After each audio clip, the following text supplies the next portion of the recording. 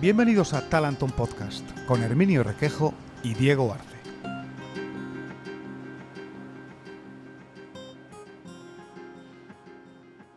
Antes de China y antes de Europa hubo un imperio, el Imperio Romano, sobre el que usted ha escrito en este libro, en Historia de Roma contada para escépticos. Me ha llamado la atención porque en la primera página usted habla del emperador Caracalla y de Geta, que por cierto son los emperadores protagonistas de la película de Gladiator. Una mera coincidencia. ¿Usted la ha visto, la película? No, estaba deseando que la pusieran para verla, pero debo confesar que muchos amigos míos que la han visto les ha decepcionado, entonces digo, bueno, pues mira, ya me espero y la veré en la tele. Yo no sé si cree que hay mucho de mito, de bulo, de tópico en el Hollywood de Roma. Sí, absolutamente. Es decir, la idea que tiene el hombre moderno sobre cómo fue Roma nos la ha dado Hollywood en sucesivas películas, ¿no?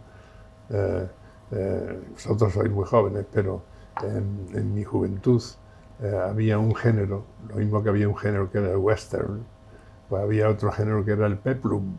El peplum era de romanos, de cartagineses, de fenicios, etcétera, ¿no?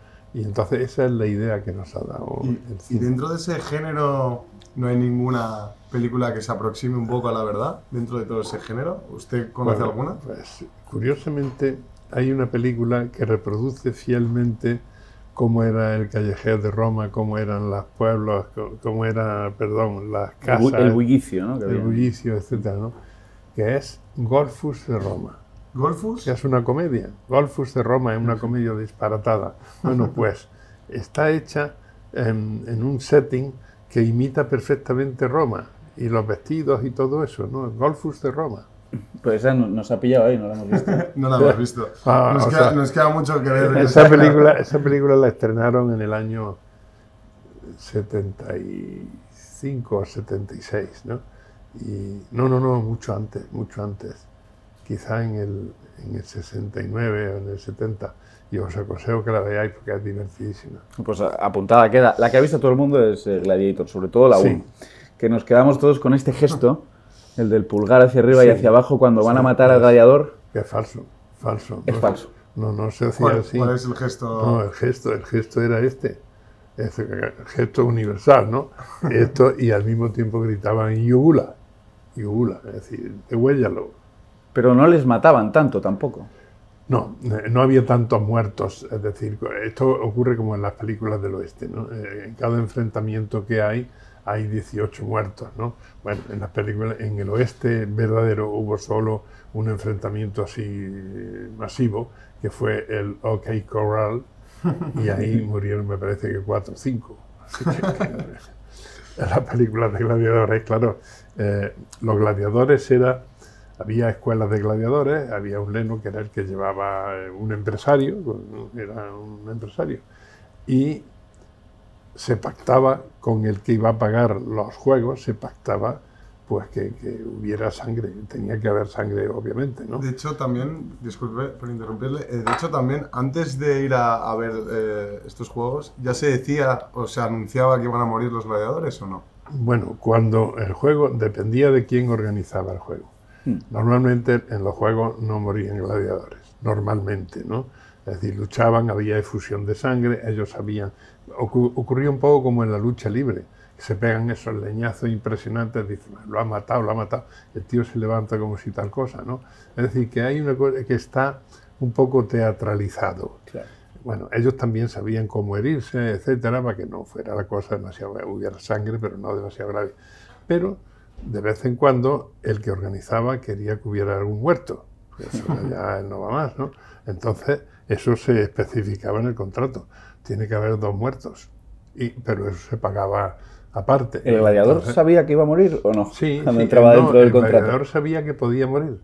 Porque si se estaba enfrentando con otro y se había pactado una muerte o 2 muertes... Pero no estaba amañado quién moría. No, porque el que vale. perdía, bueno, y ellos se sometían, esa era su disciplina, y además querían morir con dignidad, no dar un espectáculo, es decir, un espectáculo de que lo aplaudieran, ¿no?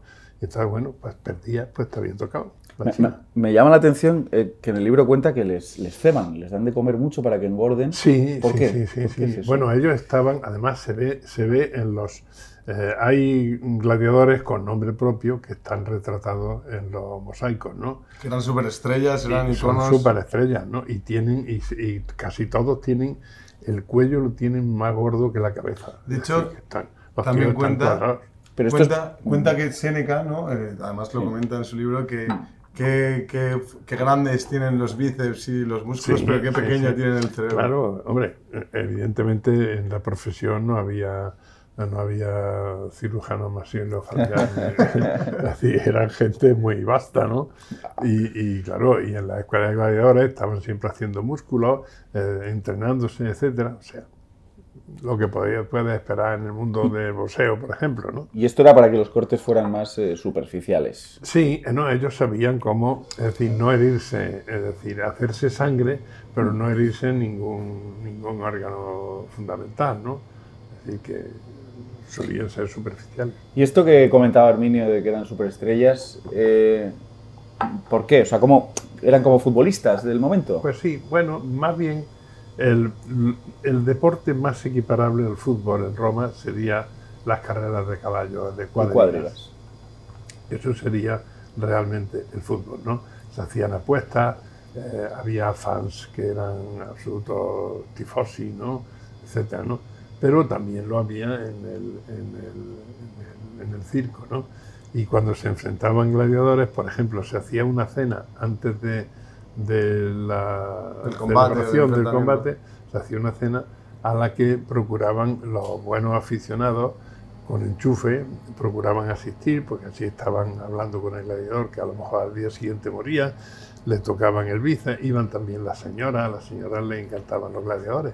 De hecho, en el entorno de la escuela de gladiadores de Pompeya, se ha encontrado allí, había una escuela, aparecen graffiti donde se ve que las señoras se les aflojaban las carnes antes del gladiador. Ah, sí. Incluso usted cuenta en el libro también cómo una alta aristócrata deja a su familia por un gladiador y cómo es esa historia. Sí. Bueno, pues es una historia que es cierta, que ha llegado hasta nosotros, que la mujer se encaprichó del gladiador, dejó a la familia y huyó con el gladiador. Se supone que era una mujer con dinero ya en la época tardía de Roma y bueno, se encaprichó por él y se fue, lo mismo que una millonaria se va a la Costa Azul con el gigolo. ¿Y eso se sabe por escritos por Juvenal o por qué? Sí, porque hay, no sé exactamente ahora de memoria, pero sí, las sátiras de Juvenal un testimonio este tipo donde se cuenta eso, claro. Quizá por eso hubo emperadores que quisieron bajar a la arena a pelear o tampoco fue Sí, por eso. no, bueno, eso son ya locuras, ¿no? Locuras bueno, ya hemos visto Cómodo y gente de esta, ¿no? Que bajaban por lucirse, ¿no? Querían ellos lucirse, entonces guapos y derrotar a los gladiadores para que se viera que eran, hombre, combates evidentemente amañados, ¿no? Entonces, en ese sentido sí que es fidedigno el hecho de que Comodo, por ejemplo, o Calígula también lo hizo, ¿verdad? Y Nerón, ¿no? ¿Puede ser? Sí. De que bajase a la arena a luchar contra una superestrella para que todo el pueblo viera que era un emperador fuerte y poderoso. Evidentemente esto hay que apuntarlo en el dossier de la propaganda que se hacían, ¿no? De que eran invencibles, como ellos aspiraban todos a deificarse, pues bueno, en ese contexto, ¿no? Y los gladiadores, pues también hay que verlos, si se están enfrentando con el emperador, también procuran no hacerle daño.